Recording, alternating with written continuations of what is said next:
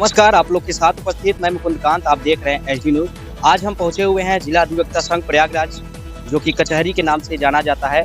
और यहां पर हमारे साथ जुड़ चुके हैं राममणि शुक्ला जी मौलिहार जी, जो कि पूर्व पुस्तकालय अध्यक्ष रह चुके हैं, इस समय मंत्री पद के प्रत्याशी हैं। आज हमारे साथ जुड़े हुए हैं, हम इनसे कुछ जानकारी लेंगे जो कि यहाँ का चुनाव है और चुनाव के मुद्दे क्या क्या हैं यहाँ से, और आगे तरफ इस जो जिला अधिवक्ता संघ है उसकी क्या विकास करना है, इसके बारे में हम इनसे जानकारी लेना चाहेंगे। सबसे पहले हम अपने जो मंत्री पद के प्रत्याशी हैं अधिवक्ता पंडित राममणि शुक्ला जी, और इनसे हम पहली जानकारी ये लेना चाहेंगे कि यहाँ तक पहुँचने में जो आपने संघर्ष किया है उसके बारे में कुछ आप निर्देश हमको बताएंगे। देखिए, 2008 में मैं जिला अधिवक्ता संघ की इस कॉरिडोर में प्रवेश किया हूँ और 2008 के बाद से मैंने निरंतर अपने प्राथमिकता में वकालत को चुना।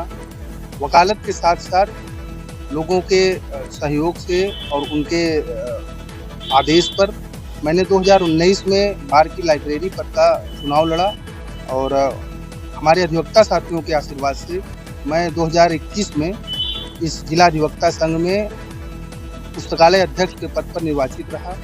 और 1 सालों में मैंने उस कार्यकाल के दौरान प्रयास किया कि किसी भी तरीके अधिवक्ता हित में मैं हर स्तंभ के रूप में खड़ा रहूं, और उसमें काफ़ी हद तक मैं सफल रहा। कुछ हमारे साथ विकृतियां हुई हैं जो हमारे कार्यकारिणी के ऊपर के पदाधिकारियों द्वारा किया गया, लेकिन बावजूद इसके मैंने कई संघर्षों को देखते हुए अधिवक्ता हित में सदैव संघर्ष किया और उस संघर्ष के परिणत में ये हमें मिला कि आज मैं आपके बीच मंत्री पद का प्रत्याशी हूँ इस चुनाव में। जैसा कि आप मंत्री पद के प्रत्याशी हैं, इस पद पर चुनाव लड़ने का आपका इरादा क्या है? देखिए, इरादा इसलिए बना कि चूंकि मैं भी यहाँ पर लगभग 20 सालों से वकालत में हूँ और उस वकालत के दौरान जो भी यहाँ पर विसंगतियाँ देखी, जो भी समस्याएं देखी, उसके मद्देनजर मुझे लगा कि मैं डिस्ट्रिक्ट बार के मंत्री पद पर यदि निर्वाचित हुआ या निर्वाचित होता हूँ तो बार की जो बेसिक मूलभूत समस्याएं हैं कम से कम उसमें तो बदलाव किया जा सकता है, और अधिवक्ताओं के जो भी मूलभूत जरूरतें हैं उनको स्वयं जो एहसास करेगा, जिसने उस पीड़ा को झेला है, उससे बेहतर वो कोई निदान नहीं कर सकता है। इन्हीं सब बातों को मैंने ध्यान में रखते हुए इस बार जिला अधिवक्ता संघ के मंत्री पद का चुनाव का चयन किया। चुनाव जीतने के बाद जैसे कई लोगों के सब मुद्दे होते हैं कि ये चीज विकास में करना है, ये व्यवस्था करना है, तो चुनाव जीतने के बाद आपकी क्या मुद्दा है? देखिए, मुद्दों की अगर बात करेंगे तो मुद्दे कई हैं। जिला अधिवक्ता संघ में कई समस्याएं हैं। कार्यकारिणी आती है, हर वर्ष जीतती है, वादे करती है, लेकिन वादों की बात पे अगर उसको जमीन पर उतारने की बात की जाए तो कहीं से भी वो वादे जमीन पर पूरे होते नहीं दिखाई देते। मैं मुद्दों की अगर बात करूंगा तो मुद्दों में सर्वप्रथम मेरा मुद्दा ये रहेगा कि यदि मुझे इस बार हमारे अधिवक्ता साथियों ने इस पद पर चयनित किया, निर्वाचित किया, यह दायित्व दिया, तो सबसे पहला काम मेरा यह होगा कि बार की लाइब्रेरी को मैं डिजिटल कर दूं।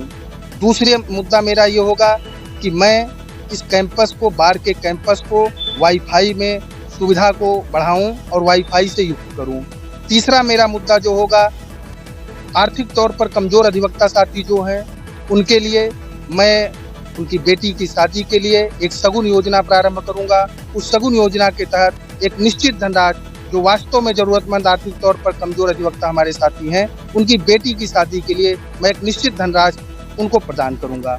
उसके साथ ही साथ मैं युवा अधिवक्ता साथियों के लिए विशेष कुछ प्रयास करना चाहूँगा, क्योंकि ये मुद्दे मंच और मीडिया के लिए नहीं है और मैं कहने से ज़्यादा करने में भरोसा करता हूँ। इस स्तर पर मैं एक बात का आश्वासन दूंगा जरूर कि यदि युवा अधिवक्ता साथियों ने मुझे इस लायक समझा, इस योग्य समझा, तो आपको एक परिवर्तन की बयार अवश्य दिखेगी। और युवा अधिवक्ता साथी ही मेरी ताकत है, मेरी पूरी क्षमता है और उन्हीं के बल पर मैं यह चुनाव लड़ रहा हूँ। जैसा कि आपने सभी मुद्दों के साथ इसमें सबसे पहली चीज वरीयता दिया कि युवा साथियों के हित में बहुत अच्छा कार्य है, और इसी के साथ हम आपसे ये जानकारी लेना चाहेंगे जैसे कि जो पूरे कार्यकारिणी के द्वारा जो कार्य किए गए हैं, इससे आप कितने प्रतिशत संतुष्ट हैं? देखिए, संतुष्ट होना तो शायद मुझे उत्तर देना उचित नहीं लगेगा। ये सामान्य अधिवक्ता, यहाँ का जो आम मतदाता है, वो इस प्रश्न का बेहतर उत्तर दे पाएगा कि क्या उन्होंने जो पूर्व की कार्यकारिणी चुनी है उनके द्वारा किए गए वादे रहे, चाहे वो सफाई की बात हो, चाहे वह शौचालय की बात हो, चाहे आम समस्याएं जो भी रही हों, चाहे अधिवक्ता के थाने पर जिस तरीके का दुर्व्यवहार किया जा रहा है आज की स्थितियों में, सारी बातों को अगर लिया जाए तो निसंदेह आम अधिवक्ता साथी, आम मतदाता इनसे निराश हुआ है। इस कार्यकारिणी, पूर्व की सभी कार्यकारिणियों से निराश हुआ है। विशेषकर इस कार्यकारिणी की अगर बात की जाए तो अभी 6 से 7 महीने पहले युवा अधिवक्ता साथियों का चेंबर तोड़ दिया गया, लेकिन अगर कार्यकारिणी के स्टैंड की बात की जाए, उनके रवैये की बात की जाए तो कतई सहयोगात्मक नहीं रहा। किसी भी उनके स्तर में सुख दुख में हमारे कार्यकारिणी के सदस्य शामिल नहीं हुए, जिसकी पीड़ा हमें भी है। और इन सभी पीड़ाओं को देखते हुए मैं आम अधिवक्ता साथियों से, आम मतदाता साथियों से केवल इतना निवेदन करूंगा कि आप एक योग्य कार्यकारिणी का चयन करें, एक योग्य पदाधिकारी का चयन करें, ताकि आपको जो वादे किए जाते हैं, जो वादे हर वर्ष होते हैं, वो पूरे हो सके। जैसा कि अभी आपने बताया कि अधिवक्ताओं के चेंबर को तोड़े गए, अधिवक्ताओं के चेंबर तोड़े गए। अगर आप मंत्री पद के प्रत्याशी हैं और आप जीतते हैं तो उनके चेंबर, लाइब्रेरी और बैठने की व्यवस्था में आपकी क्या योजना है?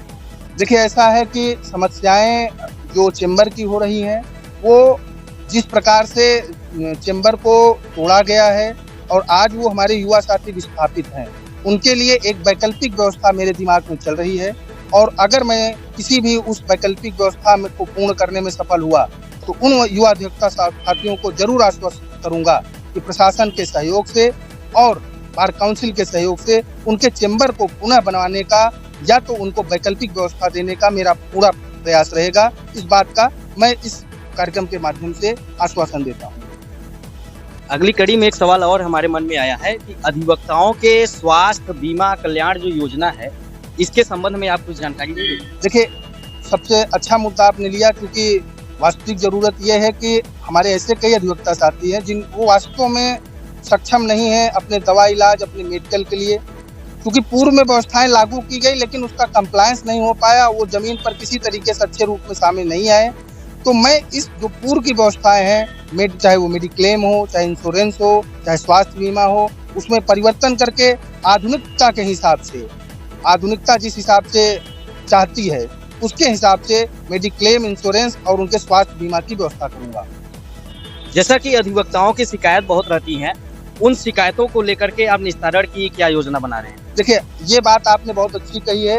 वास्तविकता ये है कि प्रतिदिन बार में 2, 4, 10 प्रार्थना पत्र इस प्रकार के अवश्य आते हैं कि मेरे साथ मारपीट हुई, या मेरा मुकदमा नहीं दर्ज हो रहा है, या मेरे खिलाफ झूठा मुकदमा दर्ज किया गया है। ये वास्तव में एक समस्या है और इसका निदान मैंने किसी रूप में अगर सोचा है तो उसके लिए मैंने एक सेल का, अधिवक्ता सेल का प्रयास किया है कि डिस्ट्रिक्ट बार के कैंपस में 5 से 10 लोगों की एक टीम होगी जो वास्तविक पीड़ित हैं उन अधिवक्ता साथियों के मामले को अपने स्तर से जांच करेगी, और जांच अगर में तथ्य सत्य पाया जाता है तो डिस्ट्रिक्ट बार के पदाधिकारी और डिस्ट्रिक्ट बार उन मामलों में स्वयं इंटरेस्ट लेकर के मुकदमा दर्ज कराएगा, और यदि किसी अधिवक्ता के खिलाफ झूठा मुकदमा दर्ज हुआ है तो उस मुकदमा को एक्सपंज कराया जाएगा या तो उनका नाम बाहर कराया जाएगा। बहुत बहुत धन्यवाद। इसी के साथ एक और सवाल आया है कि महिला अधिवक्ताओं की सुरक्षा और सुविधाओं के लिए आपकी क्या राय है? देखिए, महिला अधिवक्ताओं की सुरक्षा तो अधिवक्ता स्वयं करने में सक्षम होता है, वो चाहे महिला हो चाहे पुरुष हो। उसको मूलभूत सुविधाएं अवश्य मिलनी चाहिए, ऐसा मेरा मानना है। यदि उनको मूलभूत समस्याएं उनकी दूर की जाती हैं और उनको मूलभूत सुविधाएं मिलती हैं, जो सामान्यतः कहने में अनुचित लगता है और कहना भी नहीं चाहिए, चाहे वो शौचालय हो, चाहे सफाई हो, चाहे यूरिनल हो, चाहे जो भी व्यवस्थाएं, विशेषकर महिला अधिवक्ताओं के बैठने के लिए एक कॉमन हॉल, उनके लिए एक विशेष व्यवस्था, ये आवश्यक है और इस पे मैं कार्य करने का पूर्ण प्रयास करूंगा और इसको जमीन पर लागू करने का भी मेरा पूर्ण प्रयास होगा। अंत में हम आपसे ये पूछना चाहेंगे कि जैसे जिला अधिवक्ता संघ प्रयागराज का चुनाव है, इसमें बहुत मतदाताओं अपना चुनाव देंगे, उन मतदाताओं के लिए आपकी क्या संदेश है? देखिए, आम मतदाताओं, आम अधिवक्ता साथियों से केवल इतना कहना है कि प्रत्याशियों की जरूरत है और कुछ लोगों के लिए मौका है, तो इस जरूरत और मौके की गणित से बाहर आएं और वास्तविक जो प्रत्याशी हो, वो चाहे मैं हूं या कोई और हो या किसी अन्य पद पर हो, एक योग्य व्यक्ति का, एक जो आपके लिए संघर्षों में किसी भी प्रकार से खड़ा हो सके, जो आपके सुख दुख को समझे, जो निरंतर कचहरी कैंपस में उपलब्ध हो, जिसको बार की समस्याओं के बारे में अच्छे से जानकारी हो, जिसने उस समस्याओं को फेस किया हो, ऐसे पदाधिकारियों का चयन करें। निसंदेह जो समस्या झेलता है उसी को समाधान के अच्छे तरीके को पता होगा। ऐसे ही लोगों का चयन हो जो बार में उपस्थित रहते हों, जिला कचहरी में निरंतर आते हों और यहाँ की समस्याओं को देख करके उससे पीड़ित होते हैं। ऐसे अगर पदाधिकारी बार में आते हैं तो वो बार को एक नई दिशा, एक नया रूप और बार की एक नई गरिमा को लाने का प्रयास करेंगे, ऐसा मेरा मानना है। बहुत बहुत धन्यवाद। जैसा कि आपने कम शब्दों में अधिक जानकारी दिया इस जिला अधिवक्ता संघ प्रयागराज के बारे में, तो हमारे साथ जुड़े रहने के लिए आप सभी को धन्यवाद। ऐसे ही अपडेट पाने के लिए हमारे YouTube चैनल सम्राट दर्पण ऑफिशियल को सब्सक्राइब, लाइक, शेयर, कमेंट जरूर करिएगा। आपके पास कोई भी खबर हो दिए गए नंबर पर व्हाट्सएप जरूर करिएगा, आपकी खबर आवश्यक रूप से दिखाई जाएगी। हमारे HD न्यूज से जुड़े रहने के लिए आप सभी को धन्यवाद।